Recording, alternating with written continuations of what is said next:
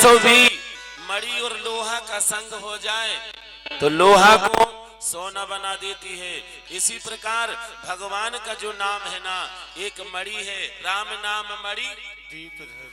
भगवान का एक नाम मणि है और हम जैसे लोहा यदि भगवान का संग कर लें और भगवान के नाम का आश्रय ले लें तो हम जैसे लोहा को भी नालायक को भी लायक बना करके दुनिया में घुमा देता है। ऐसी कोई शक्ति है तो वो भगवान के नाम की शक्ति है।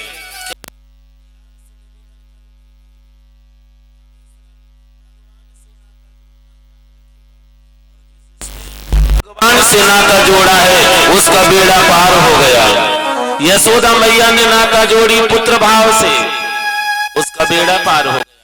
सुदामा ने जोड़ा मित्र भाव से, उसका बेड़ा पार हो गया। और कंस ने जोड़ा बैर भाव से तो कंस का बेड़ा पार हो गया। और कहते हैं जिसने भी नाता जो भाव से जोड़ा है भगवान उसका भाव से बेड़ा पार कर दिया। तुलसी बाबा ने कह दिया, कह रघुपति सुनो भामनी बाता। क्या लिखा? कह रघुपति सुनो भामनी बाता और मानहु एक भगति कर नाता। बस भक्ति का नाता, हमें कैसे भी भगवान से नाता जोड़ना है। और जिसने भगवान से नाता जोड़ा है मेरे माई बाप, उसका परमात्मा ने बेड़ा पार कर दिया, उसका उद्धार हो गया। बस हमें केवल मात्र नाता जोड़ना है। क्या नाता जोड़ना है? सबरी मैया ने नाता जोड़ी भगवान राम से, तो भगवान राम ने कल आपने सुना जूठी बेर खा गए। बात समझ, जूठी बेर।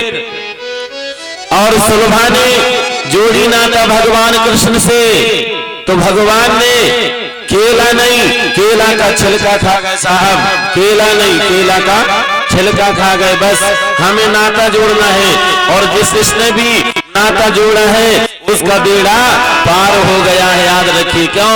क्योंकि भगवान का नाम ही नाम तुम्हारा तारनहारा, जाने का भी दर्शन होगा और तेरी महिमा इतनी सुंदर, तू कितना सुंदर होगा, सुंदर होगा। हमें सिर्फ केवल मात्र नाता जोड़ना है। बस जिसने भी नाता जोड़ा है मेरे माई बाप, परमात्मा ने उसका बेड़ा पार कर दिया है। याद रखना, दुनिया से जिसने नाता जोड़ा है वो कहीं ना कहीं दुखी है। जिसने दुनिया से नाता जोड़ा वो कहीं ना कहीं दुखी है, पर जिसने परमात्मा से नाता जोड़ा वो कहीं ना कहीं सुखी नहीं। हर पल उसके दिल में खुशी खुशी रहेगी, हर क्षण हर पल उसके जीवन में आनंद ही आनंद मिलेगा। क्यों? क्योंकि लिखा है मिलता है सच्चा सुख केवल भगवान तुम्हारे चरणों में। दुनिया का क्या है महाराज, अभी सच्चा सुख चाहिए और सच्चा आनंद चाहिए तो बस हमें दुनिया से नहीं परमात्मा से नाता जोड़ना है। याद रखिए, कल आपने सुना मनु, ब्रह्मा जी के दाएं भाग से मनु और बाएं भाग से शत्रुपा। मनु और शत्रुपा से भाई सृष्टि अनूपा। ये मैथुन सृष्टि हुई। कौन सी सृष्टि हुई? मैथुन सृष्टि ही सफल हुई और बाकी कोई सृष्टि सफल नहीं हुई। वो सब सृष्टि जो है ना अपूर्ण रही, सिर्फ मैथुन सृष्टि ही सफलता की ओर अग्रसर हुई। मैं आपसे निवेदन करूं मेरे भाई बहन, मनु महाराज की 3 बिटियां हैं, आकृति, देवहूति और प्रसूति। बात सुनने एक मनु महाराज की 3 बिटियां, आकृति, देवहूति और जोर से बोलो प्रसूति, और 2 बेटा हुए, प्रियव्रत और उत्तानपाद। ऐसे 5 संतान हुई मनु महाराज की। पर मैं आपसे निवेदन करूं, सुखदेव जो ने सबसे पहले बेटों की कथा नहीं गाई, सबसे पहले मनु महाराज ने जो है और सुखदेव जी महाराज ने मनु महाराज की बेटियों की कथा गाई। क्यों गाई? क्यों गाई भाई? इसलिए गाई क्योंकि बेटा का जन्म भाग से होता है। क्या? बेटा का जन्म भाग से, पर बिटिया का जन्म भाग से नहीं होता प्यारी, बिटिया का जन्म तो सौभाग्य से होता है। क्या? और बेटा एक कुल के पवित्र करता है, लेकिन बिटिया एक नहीं 2-2 कुलों को पवित्र करती है। लिखा है पुत्री पवित्र किए कुल 2 कुल। कहते हैं जिस घर में बिटिया का जन्म हुआ है वो पिता बड़ा भाग्यशाली है। और शास्त्र भी कहते हैं बेटा बिटिया और पिता यदि एक थाली में भोजन करते हैं तो बिटिया की वो ताकत है जो पिताजी की एक्सीडेंट कभी नहीं होता और पिताजी को रोग कभी ग्रस्त नहीं करेगा। जो पिता और बिटिया एक ही साथ भोजन करती हैं तो थाली में पति पत्नी भोजन करने में तो पाप लगता है, लेकिन बिटिया और पिता यदि भोजन करते हैं एक थाली में तो याद रखना वो पिता का अकाल मृत्यु नहीं होती, वो पिता की कभी एक्सीडेंट नहीं होता। क्यों? क्योंकि बेटा का जन्म भाग से पर बिटिया का जन्म भाग से नहीं सौभाग्य से होता है। मेरे भाई बहन याद रखिए। और बेटा एक कुल को पवित्र करता है, लेकिन धन्य बिटिया एक नहीं दो कुलों को पवित्र करती है। और जिस घर में बिटिया का जन्म हो गया वो पिता बड़ा भाग्यशाली होता है और उसके घर में यज्ञ का अंकुर हो गया। जिस घर में बिटिया का जन्म हुआ वो घर के पिता के घर में यज्ञ का एक अंकुर उत्पन्न हो गया है। याद रखिएगा। कितनों तुम बेटों की शादी करा लो, हाँ कितनों बेटों की बारात ले जा लो, पर तुम्हारा आंगन ब्याह नहीं रहता। तुम्हारा आंगन क्या रहता है? कुमारा बना रहता है। कब तक? जब तक बिटिया की बारात आंगन में न आए। इसलिए तो कहता हूँ बेटा का जन्म भाग से पर बिटिया का जन्म भाग से नहीं साहब, बिटिया का जन्म सौभाग्य से होता है। लेकिन अरे राम राम, जैसे बिटिया का जन्म हम कानों से सुनते ही ऐसे मोह लटका लेते हैं, ऐसे मोह लटका लेते हैं जैसे 6 दिन से खाना ना खाए हो। जबकि तुलसी बाबा कहते हैं बेटा का जन्म भाग से पर बिटिया का जन्म मेरे माई बाप भाग से नहीं सौभाग्य से होता है। और तभी तो सुखदेव गुरुदेव ने सबसे पहले बेटों की कथा नहीं गाई, बेटियों की कथा गाई। देवहूति की कथा सबसे पहले गाई। ये देवहूति कौन है? जो देवताओं को आहुति देती रहे और आहुति देकर के देवताओं को मनाती रहे, उसी बिटिया का नाम है देवहूति। और याद रखिएगा यदि आप कंडा की आगी से हवन करते हैं, संध्या वंदन करते हैं, प्रातः वंदन में हवन करते हैं, तो मैं दावा करके कहता हूँ एक न एक दिन परमात्मा भी वैकुंठ से उतर के तुम्हारे घर आ जाएंगे। जिस दिन आप कंडा की आगी से हवन देना शुरू कर दो। देवहूति देवताओं को आहुति देती रहे, ऐसी बिटिया का नाम है देवहूति। याद रखिए देवहूति देवताओं को आहुति देती रहे और देवताओं को मनाती रहे। और विधाता ब्रह्मा की छाया से बेटा हुआ जिसका नाम था करदम। इस ब्रह्मा के छाया से इस बेटा का जन्म हुआ, इसका नाम था करदम। कर माने होती इंद्रियां और दमन माने दमन कर देना। जो अपनी इंद्रियों को दमन कर दिया हो उसी का नाम है करदम। करदम ऋषि सुंदर पत्नी पाने के लिए तपस्या कर रहे थे। याद रखना मेरे माई बाप, किसी को सुलक्षणा पत्नी मिल जाए, किसी को सुलक्षणा पत्नी मिल जाए तो भगवान की बहुत बड़ी कृपा है। याद रखना, नहीं तो पति और पत्नी के दोनों के विचार एक से मिल जाए तो भगवान की कृपा है, नहीं तो पति का विचार कुछ और है और पत्नी का विचार कुछ और है। और दोनों के विचार एक से मिल जाए तो एक बार सोचो, ये भगवान की बहुत बड़ी कृपा है।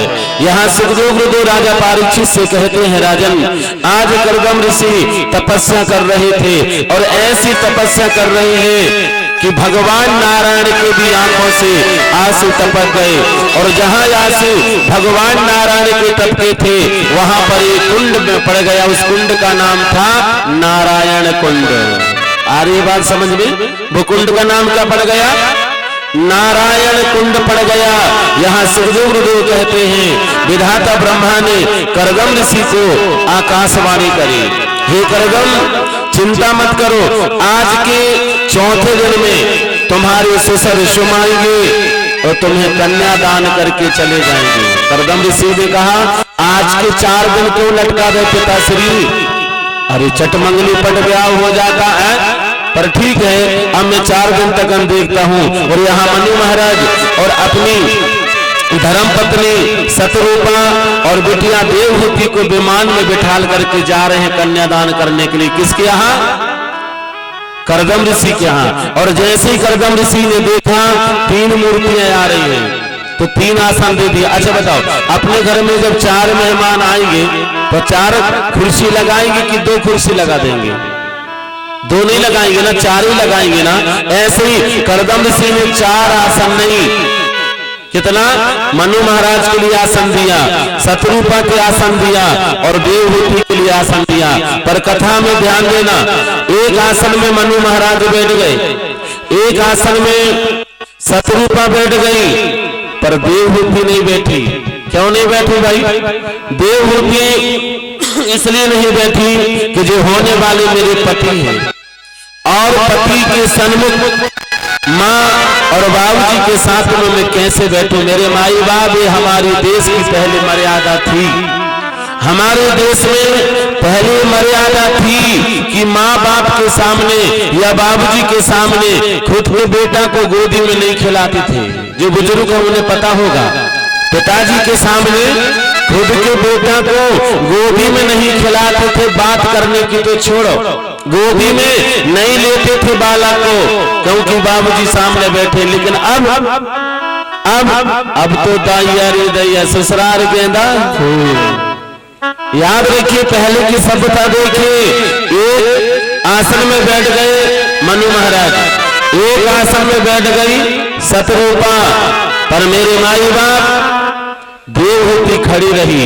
जब देवहूति खड़ी रही ना तो याद रखिएगा, आज करदम ऋषि ने सोचा कि सुलक्षणा पत्नी है। कौन सी पत्नी है? सुलक्षणा पत्नी है। और मेरे भाई बहन, जिसको सुलक्षणा पत्नी मिल जाए तो भगवान की बहुत बड़ी कृपा है, भगवान की बहुत बड़ी कृपा है। मैं आपसे निवेदन करूं, क्या नहीं तो थोड़ा कथा पर गौर करना। शादी के 1 साल तक हम अपने पति को क्या कहते हैं? 1 साल तक न, बस शादी की क्या कहते हैं? जानू, यही कहते हो ना, जानू। और 2 साल भरे तो फलाने के पापा, जानू बदल गया, फिर फलाने के पापा। और 10 साल भरे तो, और लेट हो गए तो अभी तक नहीं आए, कहाँ चले गए? अरे राम राम, कहाँ का वो जानू? अरे जिंदगी भर जानू को तब मैं मानू, लेकिन जिंदगी भर जानू नहीं कहोगे। कब तक? 1 साल तक। 1 साल तक कहोगी जानू का बना दूं, और 2 साल बाद फिर जानू भूल गए, फिर क्या कहोगी? फलाने के पापा का बना दूं। और 10 साल बाद लेट हो गए तो अरे राम राम, कहाँ? आवाज खिंच रही गला, कहाँ गए? अभी तक नहीं आए। अरे राम राम, जिंदगी भर कहो जानू, तब तो मैं मानू।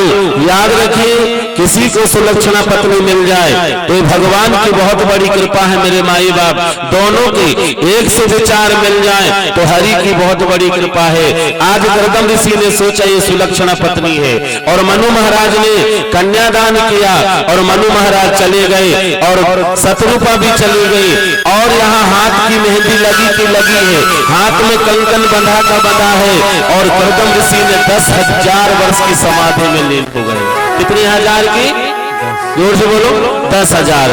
लेकिन धन्य सुलक्षणा पत्नी सामने बैठी रही हाथ जोड़ करके। पता नहीं कब मेरे पति की आंख खुले, और आंख मेरे पति की कब खुले और मेरे से जल मांग ले। और यदि मैं यहाँ रहेगी तो पति सेवा धर्म निभ जाएगा, और यदि मैं यहाँ नहीं रही तो मेरा पति सेवा धर्म नष्ट हो जाएगा।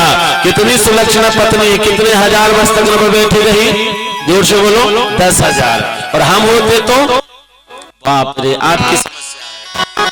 आज 10,000 वर्ष तक वह सामने बैठी रही, और 10,000 वर्ष के बाद में जैसी समाधि खुली ना, समाधि खुलते ही आज करदम ऋषि भूल गए, क्योंकि पतली दुबली हो गई थी, एकदम सांस की दौड़ भर चल रही थी, वे भूल गए।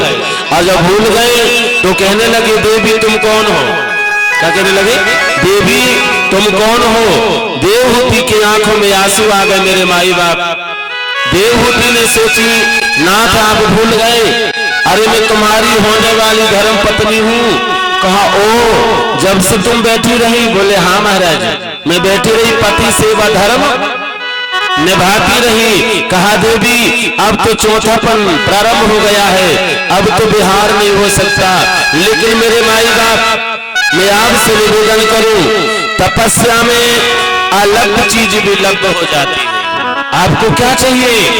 आप हरि की तप करिए और भगवान की भक्ति तो करिए, अलग चीज भी हमें लब्ध हो जाती है। याद रखिए जो मिलने वाली नहीं है, जो मिलने वाली नहीं है, वो भगवान की कृपा से वो भी हमें मिल जाता है। किसके खातिर?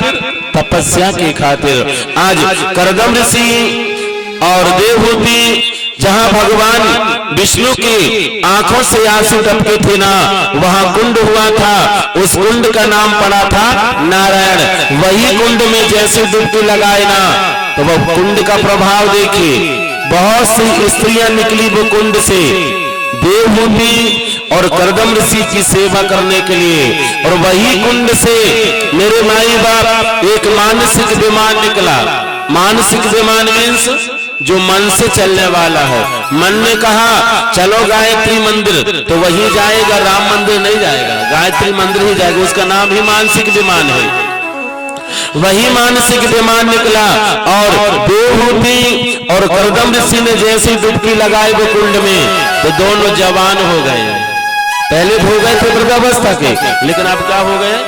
दोनों बोलिए, दोनों जवान हो गए। और मेरे भाई बहन वही विमान में बैठ करके आज बहुत दिन तक विहार किया। अच्छा, बहुत दिन तक विहार किया, 9 कन्याओं का जन्म हो गया। कितने कन्या? 9 कन्या। ये 9 कन्या कौन है? ये नवदा भक्ति ही ये 9 कन्या है, याद रखिएगा। जिसमें अंसुईया जो अत्रि मुनि को ब्याही, अर्धुल्टी जो राम जी की गुरु माँ हुई, जो वशिष्ठ ऋषि को ब्याही, वो अंसुईया जो सेवा करके भगवान को प्राप्त करना चाहिए। बात एक ही समझना, क्या करके? सेवा करके भगवान को पाना चाहती है। और पति जंगल में तपस्या करके भगवान को पाना चाहते हैं। देखिए मकसद दोनों के एक से है। पत्नी भी भगवान को पाना चाहती है और पति भी भगवान को पाना चाहते हैं, लेकिन दोनों की भगवान को पाने की रास्ता अलग अलग। पत्नी की कौन सी है?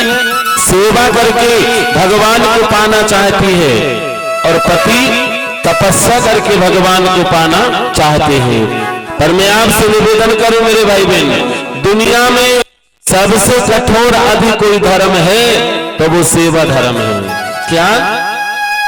जिसने सेवा धर्म को अपना लिया उसकी जिंदगी में अपने आप 4 चांद लग गए। करोगी सेवा तो पाओगी मेवा, करोगी बंदगी तो सुधर जाएगी हमारी सबकी जिंदगी। इसलिए मैं निवेदन करता हूं,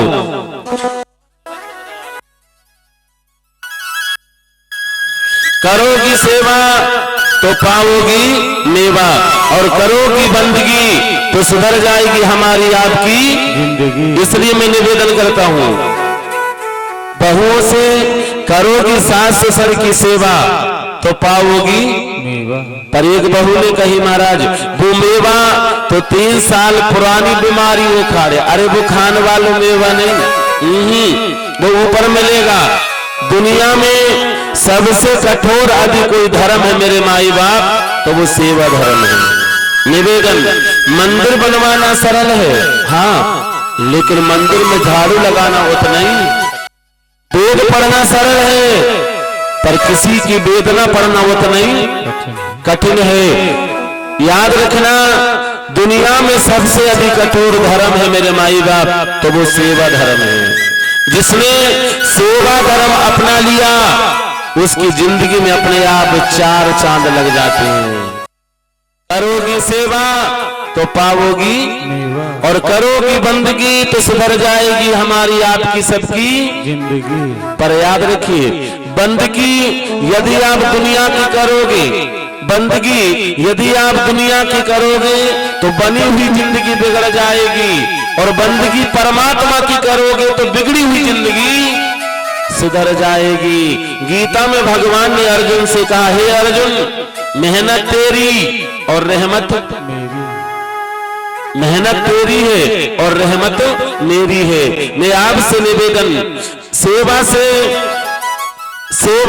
सबसे ज्यादा कठोर धर्म है, और जिसने सेवा धर्म को अपना लिया उसकी जिंदगी में अपने आप 4 चांद हो जाते हैं। अनसुईया मैया जितने भी महात्मा निकले उन सबको भोजन कराती थी और बढ़िया सेवा करती थी, याद रखिए। और जो सेवा, यदि किसी को सेवा नहीं मिलती है ना, तो याद रखना वो कहीं ना कहीं सेवा का, जो सेवा करने वाला बर हो वो कहीं ना कहीं सेवा ढूंढ लेता है। याद रखिए, एक पैर हनुमान जी राम जी की सेवा करें और एक पैर लखन भैया। और जब राम जी का विवाह हो गया तो लखन और सीता मैया पैर ले ली। अब हनुमान जी रोने लगे, लेकिन हनुमान जी बिना सेवा के उनके मन में शांति नहीं मिलती थी। तो राम जी ने कहा, हनुमान, मेरे हृदय में तो लखन और सीता है, अब तो मेरा हृदय खालिच नहीं है, अब तो मैं कोई सेवा का अवसर नहीं। हनुमान जी रो पड़े और रोते रोते कहते, महाराज, जब तुम्हारा हृदय खाली नहीं है तो मेरा हृदय तो खाली है। ठाकुर, मेरे हृदय में आप विराजमान हो जाओ। भगवान बाकी हृदय में विराजमान हो। याद रखिए, ये है सेवा का धर्म। यदि व्यक्ति सेवा करने के लिए रत रहता है ना, तो कहीं न कहीं सेवा मिल जाती है। सबने सेवा बांट ली राम जी की। हनुमान जी ने कहा, अब मेरी सेवा ही नहीं बची, लेकिन सेवा करने वाले हनुमान जी राम जी की एक सेवा ले ही लिए। कौन सी? बोले, महाराज, जब तुम जम्हाई लोगे ना तो मैं चुटकी बजाऊंगा। क्या बजाऊंगा? चुटकी बजाऊंगा जब तुम्हारा मुंह बंद हो जाएगा। और एक दिन भगवान राम ने जम्हाई लिया, अब जो चुटकी बजाने वाले को बाहर कर दिया, भगवान का मुंह बाया की बाया। सब वैद आ गए, लेकिन किसी ने भी इसकी दवा नहीं कर पाई, इलाज नहीं हो पाया। वशिष्ठ जी ने हाथ पकड़ा, और जब वशिष्ठ जी ने हाथ पकड़ के कहा, वो चुटकी बजाने वाले कहा, उसे लाओ तब मुंह बंद होगा। हनुमान जी गए और राम जी के मुंह के सामने 1 2 3 अपने आप मुंह बंद हो गया। ये है सेवा का। करोगी सेवा तो पाओगी मेवा, और करोगी बंदगी तो सुधर जाएगी हमारी आपकी सबकी जिंदगी। मैं आपसे निवेदन करूं मेरे माई बाप, आज अनसुईया मैया संतों की सेवा कर रही है। एक दिन नारद बाबा भ्रमण करते करते निकल गए। अनसुईया मैया ने नारद जी से कहा, अरे बाबा, आइए भोजन कर लीजिए मेरे घर में। नारद जी ने कहा, मैया, हम भोजन नहीं करते, हम तो व्रत हैं। तो अनसुईया मैया ने कही, महाराज, जब आप भोजन नहीं कर सकते तो आप प्रसाद तो खा सकते हो। हाँ हाँ, प्रसाद खा लूंगा। और जैसे ही अनसुईया मैया के हाथों से नारद बाबा ने प्रसाद खाई और उसकी भूख ही बुझ गई। जब भूख बुझ गई ना, तो नारद बाबा बैकुंठ में लक्ष्मी जी ने कही, नारद जी चलो भोजन कर लो। तो नारद जी ने कहा, मैया, मैं मृतलोक में ऐसी पतिव्रता नारी के हाथ से प्रसाद खा के आया हूँ, अभी तक मेरी भूख बुझ गई। लक्ष्मी जी ने कही, पतिव्रता नारी? बोले हाँ। बोले कहाँ है? बोले मृतलोक में है। लक्ष्मी ने कही, हमसे बड़ी? बोले हाँ माँ, तुमसे भी बड़ी है, जिसका नाम अनसुईया मैया। अब लक्ष्मी जी को ईर्षा होने लगी। मैं आपसे निवेदन करूं मेरे माई बाप, भगवान की भक्ति में सबसे बड़ा यदि कोई शत्रु है तो वो ईर्षा है। याद रखिए, कहते हैं आगी से जला हुआ, बात एक समझना आप, आगी से जला हुआ व्यक्ति का इलाज है यहां से लेकर नागपुर तक। आगी से जला हुआ व्यक्ति का इलाज है, लेकिन ईर्षा रूपी अग्नि से जला हुआ व्यक्ति का दुनिया में कहीं इलाज नहीं है। याद रखिए।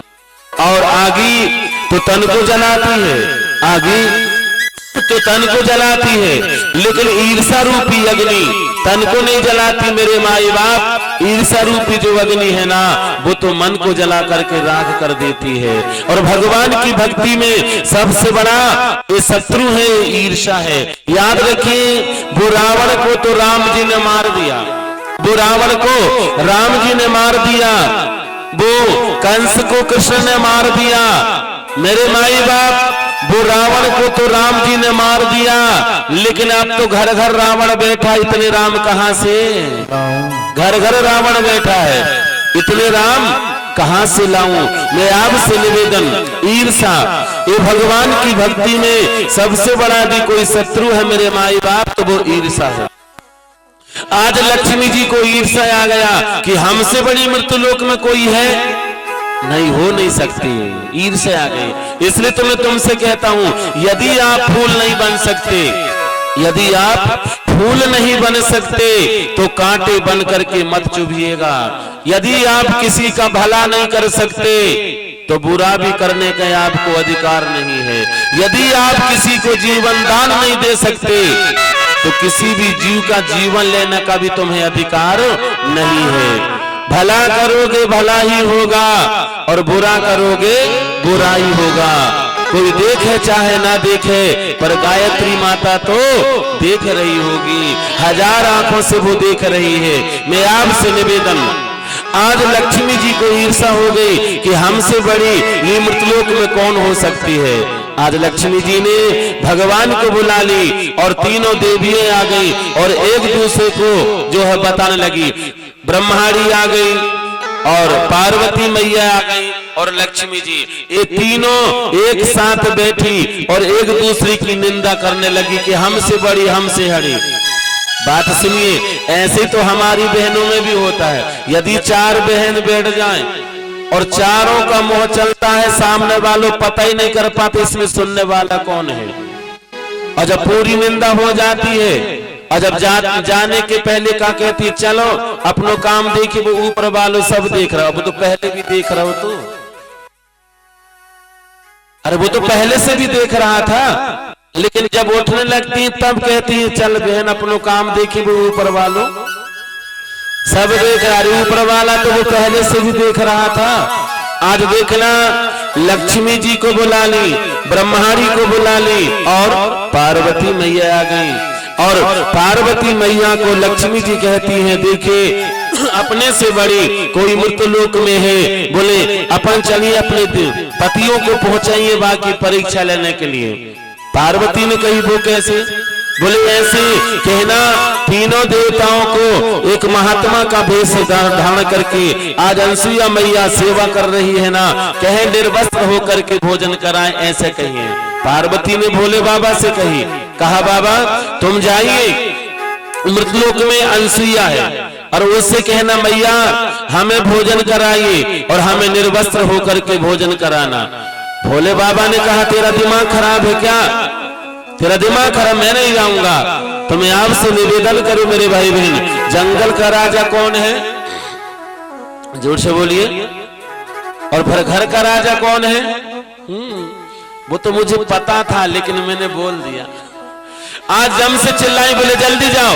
भोले बाबा ने कहा चिल्लाओ मत, जा रहे। और जैसे ही तीनों देवता एक जोगी का भेष बना करके अनसुईया मैया के चौखट में पहुंच गए और अभी अभी अनसुईया मैया दो महात्माओं की सेवा करके भगाई थी। और जैसे तीन महात्माओं को पुनः देखी ना तो अनसुईया मैया हंस पड़ी कि भगवान की बहुत बड़ी कृपा है, फिर सेवा करने का अवसर मुझे मिल गया। ये हमारा भी होना चाहिए, ये हमारा भी होना चाहिए। मेरी बहन हमारे घर में आती थी, कब तक सुंदर लगता है जब तक परिवार के भोजन न किए हों, और परिवार के भोजन कर लें और कोई भी मेहमान घर में आ गया तो हमारा मुंह ऐसा लटक जाता है जैसे फूलन देवी लटकी है। याद रखिए कभी नहीं, जो हमारे घर में आया हुआ मेहमान जो अतिथि है वो अतिथि एक देवता के तुल्य में है। याद रखिए अतिथि देवो, अतिथि देवता के तुल्य में है। याद रखिएगा वो क्या है? देवता के तुल्य में। इसलिए हमें कभी भी मोह नहीं बनाना है। कोई भी अतिथि यदि हमारे घर में आया है तो वो देवता के तुल्य है। याद रखिए आज अनसुईया मैया जैसे ही तीन महात्माओं को फिर से देखी ना तो खुश हो गई, इतनी खुश हो गई, कहा कि फिर से मुझे अवसर मिल गया, फिर से मुझे सेवा का अवसर मिल गया। चलिए महाराज, चलिए महाराज। और मैं आपसे निवेदन करूं मेरे भाई बहन, इसलिए तो कहता हूं क्या, तुलसी ये संसार में सबसे मिलिए धाय। तुलसी यह संसार में सबसे मिलिए धाय और ना जाने किस भेष में श्री नारायण मिल जाए। इनको पकड़ो, ना जाने किस भेष में नारायण मिल जाए, पता नहीं कब और कहां कैसे भगवान मिल जाए, ये किसी को भी पता नहीं।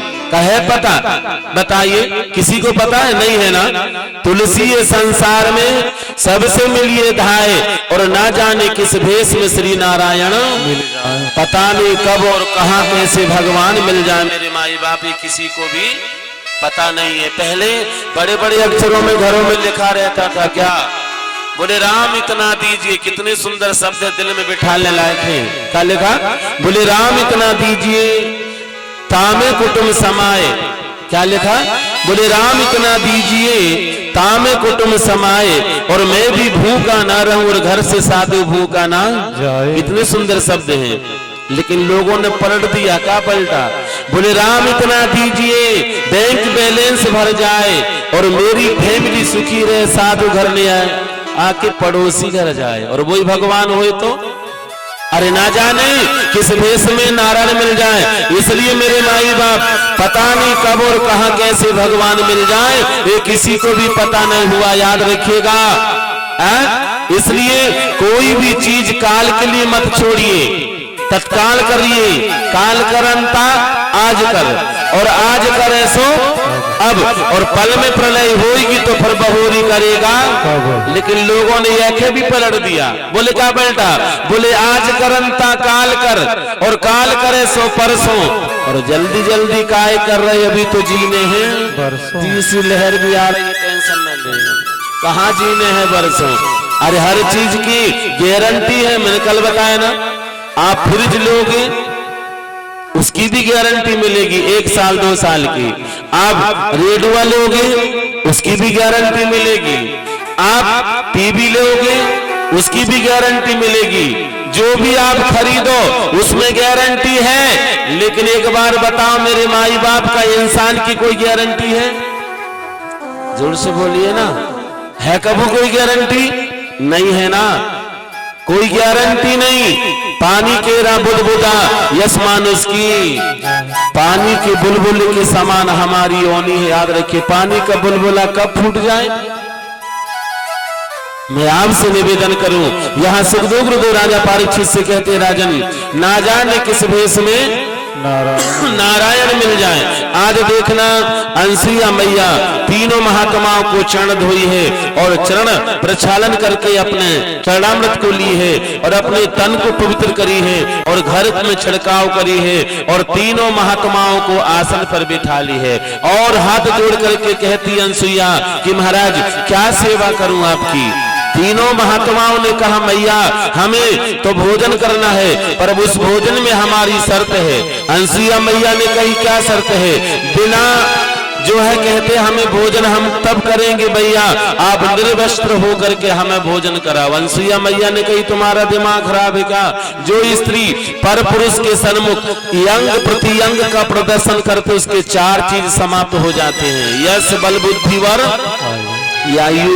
याद रखिए अंसुया मैया जानती है। कहने लगी ना ना ना, बोले महाराज जी आप क्या कह रहे हो, विचार के तो करिए। तो तीनों महात्मा कहने लगे मैया तो हम तेरे घर से भूखे जा रहे हैं, हम भोजन नहीं करेंगे। अंसुया मैया रो पड़ी और रोते रोते उनसे प्रार्थना करती महाराज यदि मेरे घर से आप 3 महात्मा भूखे जाओगे तो मेरे जन्म जन्म की सेवा का जो धर्म वो आज नष्ट होने जा रहा है, मत जाइए। तो तीनों महात्मा ने कहा हमारी शर्त आपको मंजूर है? बोले हाँ मेरे आपकी जो शर्त है मुझे मंजूर है, पर मेरे घर से भूखे जाना ये मंजूर नहीं है। अंसुया मैया ने तीनों महात्माओं को आसन दी और आसन पर बिठा ली और अंसुया मैया ने क्या करी पता है? अपने पति अत्रि मुनि के दाहिने पैर के अंगूठे का ध्यान करी और कमंडल से जल निकाली और तीनों महात्माओं में ऐसी मारी मेरे माई बाप आज तीनों महात्मा जो है ना 6-6 महीना के बन गए। ताकत किसकी थी? ये सेवा धर्म की थी, ये पति सेवा की ताकत थी जो तीनों महात्मा 6-6 महीना के बन गए। बनाई लई तीनों ही ला लेना 6-6 महीने के। याद रखिएगा अगर 3-6 महीने के बालक के सामने माँ कैसे भी रहे अब 6 महीने के बालक को क्या प्रभाव पड़ेगा, सोचिए आज। और जब तीनों महात्मा 6-6 महीने के बन गए ना, याद रखना मेरे भाई बहन, अपने पति सेवा की वो ताकत थी जो ब्रह्मा विष्णु महेश को भी आज 6-6 महीना के बना करके बाल रूप में बना ली। इसलिए तो कहता हूं जो स्त्री 4 बजे ब्रह्म मुहूर्त में, देखिए 4 बजे उठिए और 4 बजे की हवा और सब रोगों की दवा। इसलिए मैं आपसे निवेदन करूं, 4 बजे आप उठ जाइए और 4 बजे की हवा लीजिए। मैं दावा करके कहता हूं तुम्हें कोई रोग आपको ग्रसित नहीं करेगा। 4 बजे ब्रह्म मुहूर्त में उठिए। एक सज्जन ने कहा महाराज जी मैं फिक्स में 4 बजे उठ जाता हूँ ब्रह्म मुहूर्त में। मैंने कहा कितनी अच्छी बात है भैया। और मैंने पूछ लिया वो से, कहा भैया 4 बजे उठ जाता है तो 4 बजे उठ के क्या करता है? तो उसने जवाब दिया महाराज जी 4 बजे उठ करके मैं चूल्हा तर पे देखता हूँ चाय कब बने। अब जका मतलब रहा अरे 4 बजे उठने का मतलब ही क्या निकला? 4 बजे की हवा और सब रोगों की दवा। मैं आपसे निवेदन करूं, घर में कितना सूर्य भगवान का चित्र लगा लो, आप घर में कितना ही सूर्य भगवान का चित्र लगा लो, घर में कितना वो दौड़ते हुए घोड़ों का चित्र लगा लो, तुम्हारा विकास नहीं होगा। कब तक? जब सूर्य भगवान के उगने के पहले आप बिस्तर ना छोड़ें। और दौड़ते हुए घोड़ों की ज्यादा आप ना दौड़ो, उनसे ज्यादा दौड़िए। तो मैं आपसे निवेदन करता हूं अपने आप तुम्हारा विकार दूर हो जाएगा और विकास होना प्रारंभ हो जाएगा। क्यों? क्योंकि आप सूर्य भगवान ना उगने के पहले आप बिस्तर छोड़ दिए और छोड़ना चाहिए। और जो सूर्य भगवान उग जाए और बिस्तर यदि आप नहीं छोड़े हो तो याद रखना दरिद्रता का आप निमंत्रण दे रहे हो। इसलिए निवेदन पहले उठ जाइए। यहां सुखदेव गुरुदेव राजा परीक्षित से कहते हैं राजन, जैसे ही यहां अंसुईया मैया तीनों बालकों को आज गोदी में रख करके, और एक बार निवेदन, जो स्त्री अपने पति के दाहिने पैर को धो करके पीती है, बात सुनना बड़ी गौर से, जो बहन अपने पति के दाहिने पैर धो करके पीती है वो साक्षात गंगा जी का जल पी रही है। कितने समय? 4 बजे। 4 बजे ब्रह्म मुहूर्त में जो बहन अपने पति के दाहिने पैर धो करके पीती है वो साक्षात गंगा जी का जल पी रही है। लेकिन आपसे निवेदन, सोने के पहले बता देना कि तुम्हारे पैर धोएंगे, नहीं तो पड़ोसी जग जाएगा कहीं सांप तो नहीं निकल गया। सच में वे ऐसी स्त्रियों का नाम अंसुईया अर्धुंती के नाम के साथ में उनका नाम भी जोड़ा जाता है, याद रखिएगा। आज देखना अंसुईया मैया अपने पति अत्रि मुनि के दाहिने पैर के अंगूठे का ध्यान करके जल का छिड़काव करी तो ब्रह्मा विष्णु महेश को 6-6 महीना के बना दी। और जब 6 महीने के बालक को गोदी में रख करके, और एक बात और निवेदन कर दूं, बिना गर्भ धारण करे, बात सुनना बहुत गहरी है, बिना गर्भ धारण करे आज अंसुईया मैया तीनों बालकों को दुग्ध पान करा रही है। किसकी कृपा है? ये किसकी कृपा है? बिना गर्भ धारण करे तीनों बालकों को दुग्ध पान करावे, ये कृपा किसकी है? ये परमात्मा की कृपा। रे जा पर कृपा रामों की होई, जा पर कृपा रामों की होई, जा पर कृपा रामों की। तुम पे भी हो जाएगी, ताली बजा लो। जा पर कृपा रामों की होई, होता पर दया करे सब कोई, पर दया करे सब कोई। बिना गर्भ धारण करे तीनों बालकों को दुग्ध पान कराना ये की कृपा है? ये भगवान की कृपा है। जब बच्चों को रोना जब अत्रि मुनि ने सुना तो आया तो देखा देवी ये बच्चों की रोने की आवाज कहां से आ रही है? अंसुईया मैया ने कही, हे स्वामी, विधाता ने 1 नहीं 2 नहीं 3 छोरा दे दियो। और जैसे ही अत्रि मुनि ने देखा तीनों बालकों को तो अंसुईया मैया की सेवा धर्म को सराहने लगा।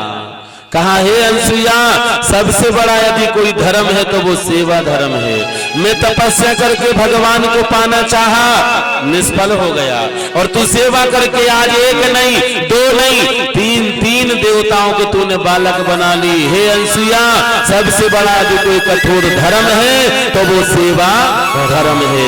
इसलिए मैं निवेदन करता हूँ मेरे माई बाप, करोगी सेवा तो पाओगी, करोगी बंदगी तो सुधर जाएगी जिंदगी। याद रखिए, जब बहुत दिन हो गए, जब भगवान बैकुंठ नहीं गए तो लक्ष्मी जी ने नारद जी से कही, रे नारद, भगवान कहाँ गए, अभी तक नहीं आए। तो नारद जी ने कहा, मैया भगवान ललना बने पल्ला में झूल रहे, तेरा दिमाग खराब है क्या, इतने बड़े बड़े ललना कैसे बन गया। बोले हाँ मैया, यदि तुम्हें लाना है तो जाओ अंसुया मैया की बहू बन करके। मेरे भाई बहन, सेवा धर्म वो ताकत है। तीनों देवता बालक बन गए, पर तीनों देवियां भी बहू बनने के लिए तैयार हो गई। याद रखिए, काय की ताकत है, ये सेवा धर्म की है। और तीनों देवियां सुंदर सुंदर श्रृंगार करके अंसुया मैया के चौखट में गईं और कहने लगी, अरे ओ मैया, मैया बाहर निकली, कौन है बिटिया। बोले कोई नहीं, हम तेरी बहुएं हैं। अंसुया मैया ने कही, लो अभी तो मेरे बेटा 3-3 बीता के जो 6-6 हाथ की कहाँ की बहुएं हो जे हैं। हे भगवान, घोड़े कलयुग आ गए हो। अरे नहीं मैया, सच्ची में हम तेरी बहुएं हैं। और जैसे ही अंसुया मैया के चरण में पकड़ ली तीनों देवियां और कहने लगी, मैया हमसे बड़ी तू है, हे मैया हम अपने पतियों की भीख मांग रही, हमारे पति हमारी झोली में दे दे। ये ताकत काय की थी, ये पति सेवा की ताकत थी। अंसुया मैया ने कही, ले जा लो, वे तो हैं। और जैसे ही वहां तीनों देवियां गई तो तीनों एक से रूप में थे। तो पार्वती ने सोची कहीं मैं दादाजी के ना उठा लूं, ब्रह्मा जी के।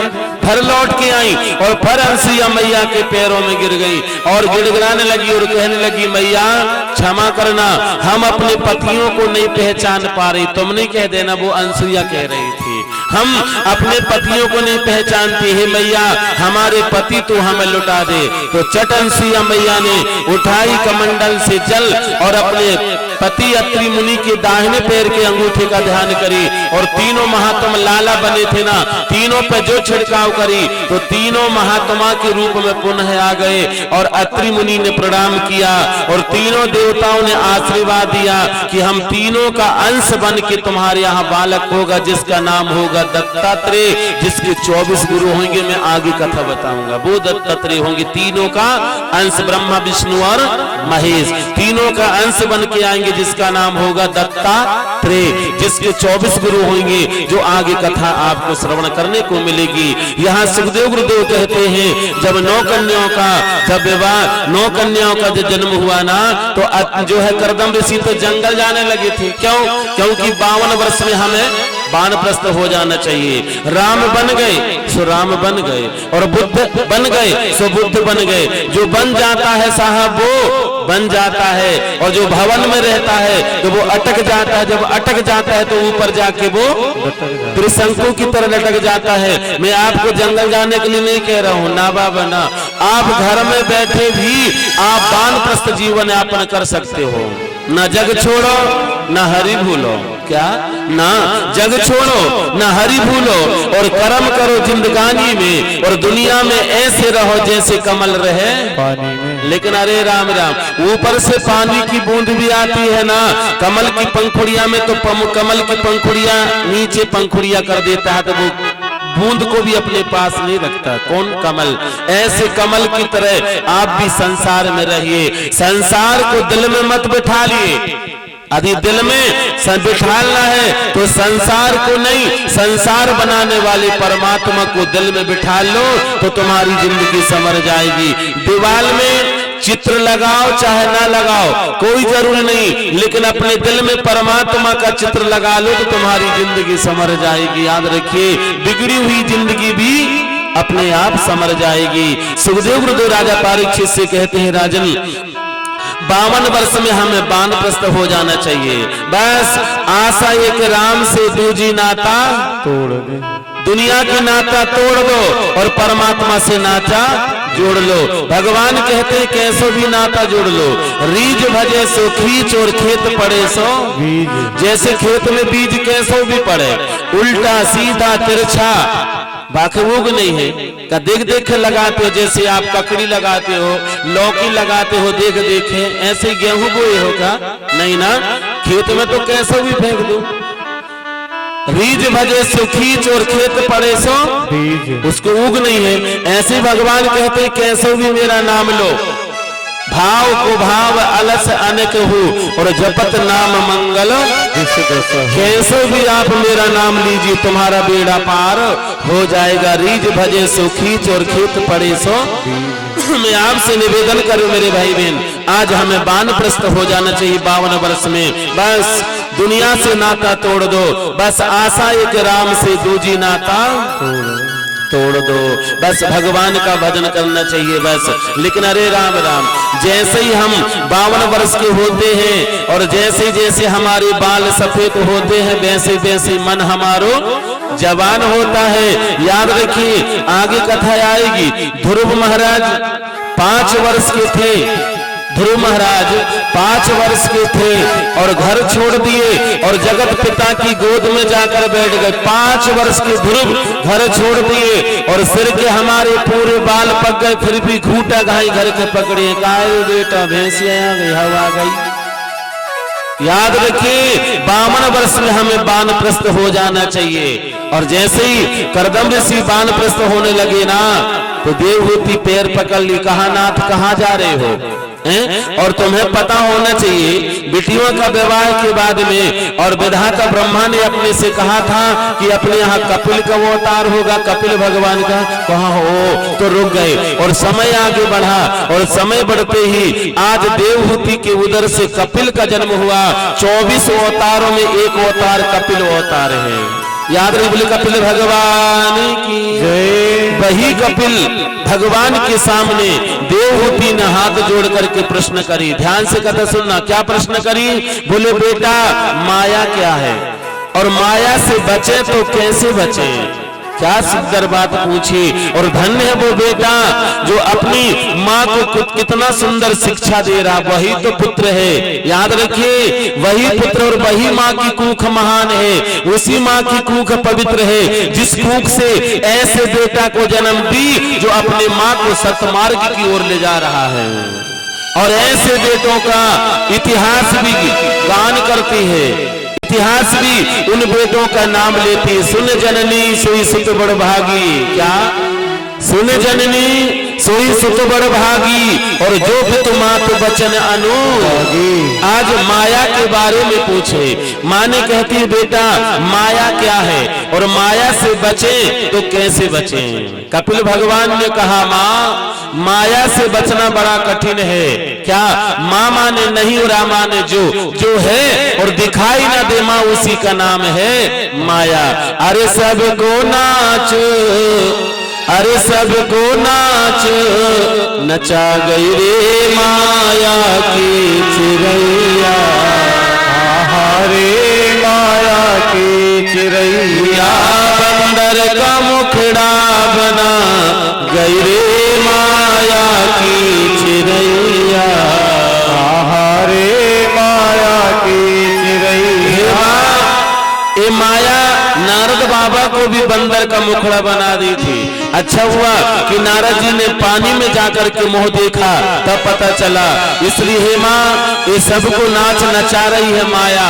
याद रखिए माया से बचे तो एक ही उपाय है, मायापति के शरण को पकड़ लीजिए। बोले वृंदावन बिहारी लाल की जय। माया से यदि बचना है तो केवल केवल मात्र मायापति के पैर पकड़ लो। माया को सब कोई भजे, बात सुनना गौर से, माया को तो सब कोई भजे और मायापति भजे ना कोई, और जो मायापति भजे माया बाकी होए। याद रखिए माया न माया मेरी न माया तेरी, समय की हेरा फेरी। तो काय बाके पीछे बिल्कुल लगे हो, बाके पीछे क्यों लगे हो? न माया मेरी न माया तेरी, ये सब है समय की हेरा। तो फिर बाकी पीछे क्यों लगे, माया पति को पकड़ लो तो याद रखिए वही माया तुम्हारे आगे पीछे घूमेगी। यहाँ सुखदेव गुरुदेव कहते हैं, आज कपिल भगवान कहते हैं, माँ माया से बचना है तो केवल मात्र माया पति को पकड़ लो, और जिसने माया पति को पकड़ लिया उसे माया लिप्त नहीं कर पाएगी। आपने सोचा मकड़ी देखे हो, मकड़ी जाल कहीं से नहीं लाती, मकड़ी अपने मुंह से ही जाल निकालती है और कितना सुंदर घर बनाती है ना। और एक समय ऐसा आता है कि वही मकड़ी वही जाल में फंस करके प्राण को दे देती है, माया है।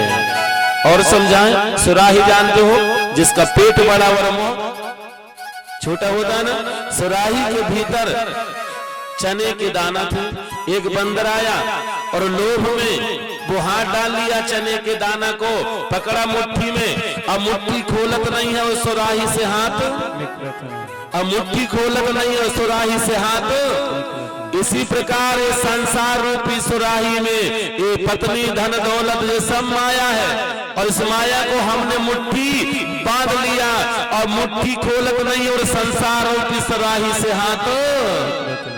और जिस दिन हम मुट्ठी खोल दे वही दिन सुराही रूपी संसार से हाथ से पार हो जाएंगे।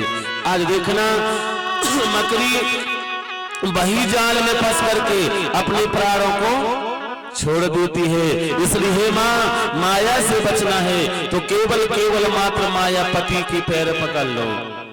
चलती चकिया देख के, थोड़ा देश खोलो, अरे चलती चकिया देख के और दिया कबीरा रो, और दो पाटन के बीच में बजाना कोई। मेरे माई बाप कबीरदास जी ने देखा ऊपर का पाट और नीचे का पाट, पूरा जीव पिस रहा है, लेकिन वो जीव नहीं पिस रहा जो कील का सहारा लेला। आप देखिए चक्की जानते हो, जो चक्की रहती है ना घर में, वो बूढ़ी मैयों को पता होगा, चक्कियां जो आती है वो 4 बजे से चक्की चलाती है पता है, और चक्की में गेहूं पीसती हैं, 5-5 पायली पीस लेती थी। अब तो गांव चक्की लग गई, लेकिन बचकिया हर घर में तो है, लेकिन ये खूंट में डली है। तीज त्योहार होता तब बा को निकालते वो बनाने के लिए, वे काले काले गोला गोला तभी निकालते, नहीं तो बच्चे के तो धरी रहती। जबकि चकिया में 1-2 नहीं 3 देवता बैठे हैं। क्या, अरे चकिया सब देवनों में श्यामी, चकिया सब देवन में श्यामी, चकिया सब देवन में श्यामी, चकिया सब देवन में श्यामी। अरे जाके ऊपर 3 देवता, जाके ऊपर 3 देवता, जाके ऊपर 3 देवता, जाके ऊपर 3 देवता। अरे खीला मुठिया मानी रे चकिया सब देवन में श्यामी, चकिया सब देवन में श्यामी। भारत की अब चाल बदल गई, बिजली भई मनमानी, भारत की अब चाल बदल गई, बिजली भई मनमानी। हाँ, भारत की अब चाल बदल गई, बिजली भई मनमानी, भारत की अब चाल बदल गई, बिजली भई मनमानी। अरे गांव में लग गई चक्की और चकिया भई पुरानी, चकिया सब देवन में श्यामी, चकिया सब देवन में श्यामी। जाके ऊपर 3 देवता, खीला मुठिया मानी। अब बताइए, जाके ऊपर 3 देवता हैं, और जो ब्रह्म मुहूर्त में बा को मुठिया को पकड़ के चलाए तो कोई रोग वह ग्रसित करेगा क्या? सोचो एक बार। राम कृपा ना सही सब सो यही बात बने संयोग, बस वही सहयोग बनना है कि 4 बजे उठ के चक्की चलाना। याद रखिए, वो सहयोग भी बन गया तो सारे रोगों से छुटकारा अपने आप मिल गया। इसलिए आज कपिल भगवान अपनी माँ से कहता है, माँ इस माया से बचना है, बस मायापति के पैर पकड़ लो। आपने देखा होगा पूरी मछली जाल में फंस रही है, पूरी मछली जाल में आ रही है, लेकिन वह मछली जाल में नहीं आ रही है जो जाल फैलाने वाले के पैरों से दूर है। वह मछली जाल में फंस रही है और वह मछली जाल में नहीं फंस रही है जो जाल फैलाने वालों के पैरों के पास में है। नहीं समझे? पहले भैया बैलों से दाएं भांते थे ना, अब तो ट्रैक्टर से सब कुछ होने लगा।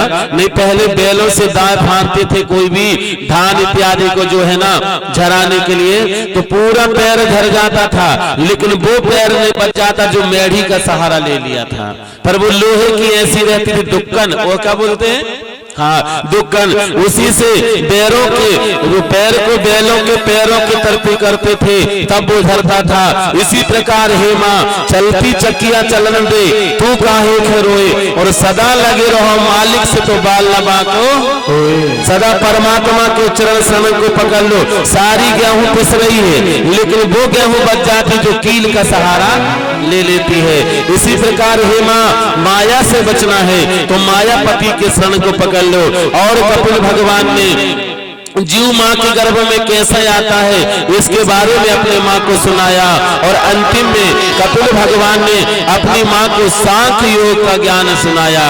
मेरी माँ उसी माँ की कूख पवित्र है, उसी माँ की गोद महान है, उसी माँ की कूख पवित्र है जिस कूख से ऐसा सुंदर बेटा को जन्म दी जो अपने माता पिता के जो कहे अनुसार कार्य कर रहे हैं। याद रखिएगा, नहीं तो तुलसी बाबा ने कहा ना तरु बांझु भली व्याधि बयानी। याद रखना, उसी माँ की कूख महान है, उसी माँ की कूख पवित्र है जिस कूख से ऐसे बेटा को जन्म दिया। अरे सुन जननी री सोई, अरे सुन जननी री सोई, सुतो बड़ो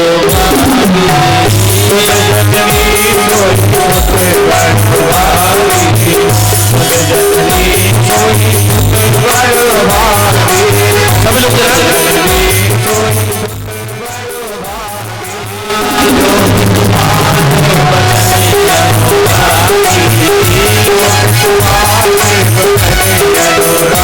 मेरी माई बाप उसी माँ की कूख महान है, उसी माँ की कूख पवित्र है जिस कूख से ऐसे बेटा को जन्म दिया। याद रखिए, जननी तू जन, क्या जननी तू जन याद आता या सूर, नहीं तो जननी तू बांझ रहे काहे कमावे नूर।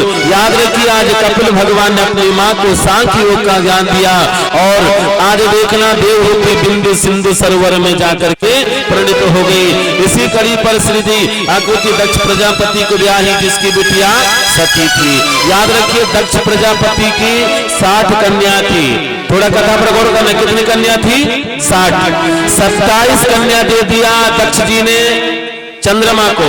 जो नक्षत्र होते हैं ना, रोहिणी नक्षत्र, विशाखा नक्षत्र, असले का नक्षत्र, ये सब दक्ष की बिटिया है। 27 बिटिया दे दिया चंद्रमा को, और 3 बिटिया बचा लिया, और बाकी सब दे दिया धर्म को। ये 3 बिटिया कौन कौन सी बचाया पता है? सती, स्वाहा और सुधा। सुधा नाम की बिटिया दिया पितरों को। जो आप पितर पक्ष में जल अपने पुरखों को देते हो ना, तर्पण करते हो, सुधा नमस्तुते। ये सुधा जो है ना किसकी पत्नी है? ये पितरों की पत्नी है सुधा। और स्वाहा नाम की बिटिया किसे दिया? अग्नि देवता को, जो आप स्वाहा करते हो। थोड़ा कथा पर गौर करना, हम स्वाहा कहते, पंडित जी ने स्वाहा कह दिया और बाद में हम आहुति डालते। तो याद रखना, जब स्वाहा कहते स्वा माने मोहबा लेना, और हा माने उतने समय तुम डाल दो तो देवता के पेट में जाएगा, नहीं तो स्वाहा कहने के बाद डालोगे तो कहां जाएगा? तभी तो अपने को पुण्य नहीं मिलता, पता है कारण यही है। शास्त्र में लिखा स्वा माने मोहबाना, और हा माने तुम डाल दो तो ग्रहण हो जाना, और नहीं तो स्वाहा कहने के बाद डालो तो वो कहां जाएगा? अच्छा बताओ, तुम रोटी खाओगे मुंह बंद हो जाएगा, रोटी कहां जाएगी? नीचे नहीं गिरेगी क्या? ऐसे भी देवता है। याद रखिए, स्वाहा नाम की बिटिया दिया अग्नि देवता को। जो आप स्वाहा कहते हो, और सुधा नाम की बिटिया दिया पितरों को, और सती नाम की बिटिया दिया भगवान भोलेनाथ को। भगवान भोलेनाथ अपनी पत्नी सती को भगवान की कथा बताते हैं, और भोले बाबा जैसे वक्ता तो दुनिया में कोई है ही नहीं। प्रथम रच महेश मानस कर राखा, सो समय शिवा सम ढाका। याद रखना, भगवान भोलेनाथ जैसे वक्ता दुनिया में कोई है ही नहीं। भगवान भोलेनाथ अपनी पत्नी सती को कथा बताते हैं, पर सती कथा नहीं सुनती है। क्यों नहीं सुनती? कथा पर गौर है, क्यों नहीं सुन रही है? जो सहज में मिल जाए, जो सरलता से मिल जाए, बाकी कीमत बोलिए ना घट जाती है। नर्मदा की महिमा कौन जानेगा? नर्मदा के जो वासी हैं, तटवासी हैं, तो बताइए वो महिमा जानेंगे क्या? अरे रात दिन दर्शन कर रहे हैं, क्या महिमा जानेंगे? नर्मदा जी की महिमा तो हम और आप जानेंगे कि जब सोमती अमास पड़ती तो हम बड़े श्रद्धा से जाते हैं, जय हो मैया, जय हो मैया, बार बार प्रणाम करते हैं, और सबसे पहले जाके प्रणाम करने के बाद जल लेते हैं और पीते हैं और शरीर में छिड़कते, फिर डुबकी लगाते हैं। क्यों? इसकी महिमा हम और आप जानते हैं, लेकिन जो नर्मदा के तट के वासी हैं वो नहीं जान पाएंगे ना। जो सहज में मिल जाए, जो सरलता से मिल जाए, बाकी कीमत जोर से बोलिए ना घट जाती है ना। नहीं समझे? आपको एक गिलास चाय दिए, मैं आप से पूछूंगा चाहे 4 बज जाए, सच में आपको एक गिलास चाय दिए, अब एक गिलास चाय आपके हाथ में और धोखा से उसमें 2 मक्खी गिर गई, तो बता वो चाय को पियोगे कि फेंकोगे? बोलिए ना जोर से बहन, बोलिए। आप तो ऐसे बैठे कोई ने खूंटा गाड़ दिया हो, न डलो न बोलो, बोलिए ना प्लीज, फेंक दोगे ना? जब एक गिलास चाय में 2 मक्खी गिर गई तो आपने चाय को फेंक दिया, और 1 किलो घी में 3 मक्खी गिर गई तो और निकाल के मक्खी चूस नाम बन जाएगा। ऐसा ही जो सहज में मिल जाए, बाकी कीमत चाय की तरह है, और जो कठिन से मिले, बाकी कीमत घी की तरह है। याद रखिए, भगवान भोलेनाथ कथा बताएं, पर सती कथा ना सुने। क्यों? क्योंकि जो सहज में मिल जाए, जो सरलता से मिल जाए, बाकी कीमत। हम भी हमारे घर में कथा बताते तो हमारे घर के भी रहन दो जी, कछु और बता। क्यों? सामने बच्चों को सामने से आप अच्छे से बिठा लिए भाई। देखिए कथा में पीछे आप तो नहीं सुन पा रही हूँ सामने वाली, लेकिन पीछे वालों को तो सुनन दो। बोले वृंदावन बिहारी लाल की। हम आपसे क्या कह रहे हैं? मैं आपसे निवेदन करूं, जो सहज में मिल जाए, जो सरलता से मिल जाए, बाकी कीमतों घट जाती है। क्या बात है, बाकी कीमत बिल्कुल घट जाती है। भगवान भोलेनाथ पत्नी सती को कथा बताएं, पर सती कथा न सुने। क्यों न सुने? क्योंकि जी सहज में मिल जाती है। तो भगवान भोलेनाथ अपने पति को साथ में लिए और जा रहे हैं कहा? कुंभ ऋषि के यहाँ। एक बार थोड़ा कथा पे गौर करना, एक शब्द तुलसी बाबा ने लिखा है, वो एक शब्द में बड़ी विस्मय वाली शब्द है। एक बार त्रेता युग माही, और एक बार जो है कौशल्या ही नहवाई। एक शब्द में बहुत विषमता है, याद रखना। जैसे आप सिवनी जाओ, आप हर दिन सिवनी जाओ, और खुदा न खास्ता एक दिन छपारा में कोई घटना हो जाए, तो आप घर में आओ लखनऊ में, और परिवार वालों के साथ में रहो, और 3 दिन बाद अपना दोस्त मिले, और दोस्त मिले तो बात से आप वही चर्चा करो, और क्या कहो? भैया हम एक बार सिवनी जा रहे थे। अरे कई बार गया और एक बार कह रहे यार, क्योंकि एक बार वह घटना हुई है ना, इसलिए उसे एक बार ही कहना पड़ेगा। नहीं बता दे, एक बार हम सिवनी जा रहे थे ना, तो छपारा में, अरे कई बार सिवनी गए और फिर एक बार क्या कह रहे, लेकिन एक बार वह घटना हुई है। ऐसे ही एक शब्द जहां आया है, बड़ा विस्मय वाला शब्द आया है, याद रखिएगा। यहाँ सुखदेव गुरुदेव कहते हैं, भगवान भोलेनाथ अपनी पत्नी सती को लिए हैं साथ, और कहाँ जा रहे हैं? कुंभ ऋषि के यहाँ। किस लिए? सत्संग करने के लिए। मैं आपसे निवेदन करूं मेरे भाई बहन, सत्संग बिन सत्संग न हरि कथा, तही बिन मोह न भाग, और मोह गए जिमि राम पद, हो न गण अनुराग राग। आज भगवान भोलेनाथ पत्नी सती को साथ में लेकर के जा रहे हैं। कहाँ, कब की बात है? अरे एक बार त्रेता युग माही, एक बार त्रेता युग माही, एक बार त्रेता युग माही, एक बार त्रेता युग माही,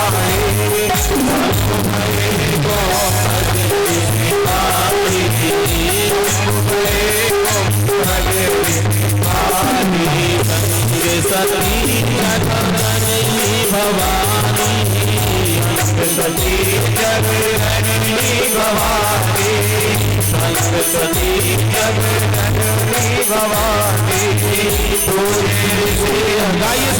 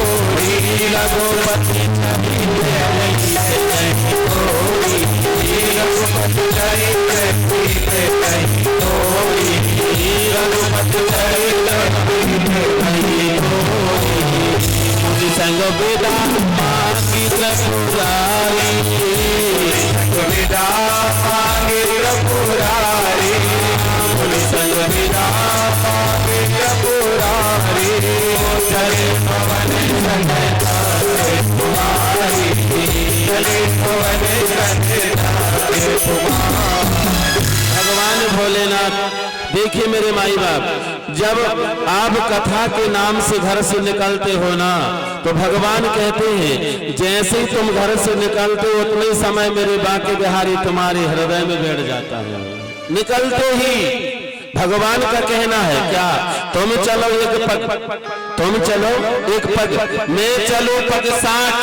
अब सोचो एक बार, तुम चलो एक पग, मैं चलूं पग 60, और एक पग चल के देखो जिंदगी न छोड़ू तुम्हारा साथ। लेकिन चले तब ना, समस्या तो जही खड़ी है, चले तब ना, समस्या तो जही खड़ी है। आ देखना, जब सती भगवान भोलेनाथ के साथ में जब कथा में जा रही हैं, तो सती की अपार महिमा बढ़ी है। अब अच्छे करो, क्या पढ़ी है?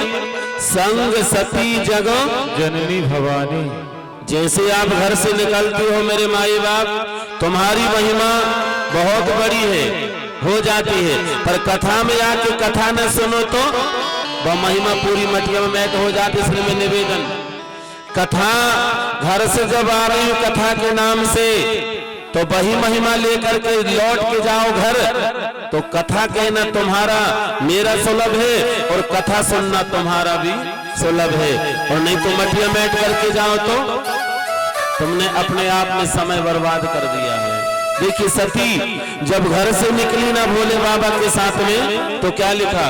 संग सती जग जननी भवानी। लेकिन वहां जाके कथा नहीं सुनी। कथा किसने सुनी? सुनी महेश परम सुको मानी, और मुनि संग वेदा मांग त्रिपुरारी, और चले भवन संग दक्ष कुमार। सारी महिमा मटिया मेट हो गई, न फरका बच गई, दक्ष की बिटिया है बस।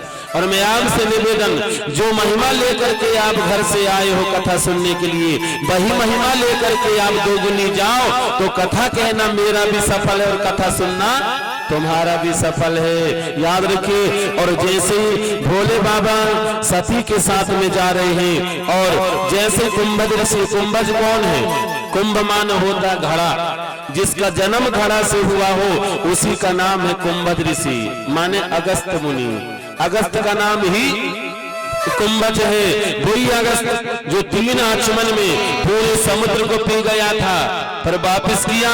सभी नदियों के जल की पूजा है, पर सागर के जल की कोई पूजा नहीं होती, वो खारा रहता है, याद रखिएगा। यहाँ सुखदेव गुरुदेव राजा परीक्षित से कहते हैं, राजन आज देखना, जैसे ही कुंभज ऋषि ने देखा भोले बाबा को तो सिंहासन से खड़े हो गए और प्रणाम करके झुक गए। थोड़ा कथा पर गौर करिए। क्या क्या है? झुक गए, यहां थोड़ा गौर करिए। झुकिए, झुकता वो है जिसमें जहान है, झुकता वो है जिसमें जहान है, और अकड़ता वो है जो मुर्दा के समान है। झुक जाइए, जो अपने गुरु के सामने, परमात्मा के सामने, माता पिताओं के सामने झुक जाता है ना, झुकता है, उसकी जिंदगी में अपने आप 4 चांद आ जाते हैं, याद रखिएगा। यश बल बुद्धि और आयु अपने आप बढ़ जाती है। झुक जाइए, देखिए झुकने से बहुत फायदा है। हनुमान जी सीता मैया के पास में गए और झुक गए, धरे लघु रूप लघु बन गए। लघु माने छोटे बन जाइए, और जो छोटे बन जाते हैं तो अपने आप जिंदगी में 4 चांद आ जाते हैं। नहीं समझे? दांत अकड़ते हैं, झुकते नहीं, और जीभ झुकती है और दांत अकड़ते हैं, तो जन्म के बाद वो